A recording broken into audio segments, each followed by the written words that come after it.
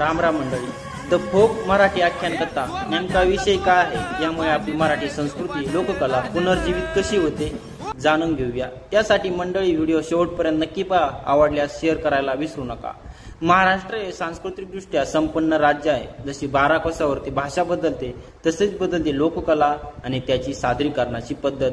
लावणी, पोवाडा, कलगीतुरा, भजन, कीर्तन, अभंग, तमाशा, लोकनाट्य तर अजून काय काय. हीच मराठी लोककला कित्येक शतक या मातीशी आणि माणसांच्या मनाशी नाळ जोडून आहे. पण काळाच्या ओघामध्ये लोककला इतिहासाचा भाग होत चालली. कारण पाश्चात्य कला हातपाय पसरू लागली. लोककला आणि लोकमानावरती राज्य करू लागली.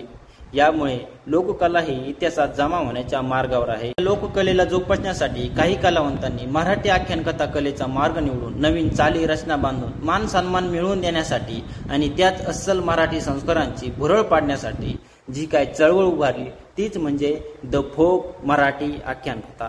पण हे कर्तव्य ना कोणा एकट्याचं. कर्तव्य ह्याच पिढीचं आपली लोककला, मराठी भाषा आणि संस्कृती जोपासण्याचं. नाहीतर जगाला हेवा वाटण अशी असणारी आपली लोककला काळाच्या ओघामध्ये येणाऱ्या पिढीला ना पाहायला भेटणार ना ऐकायला. बाकी आपला विनोबा YouTube चॅनलला सबस्क्राईब करायला विसरू नका.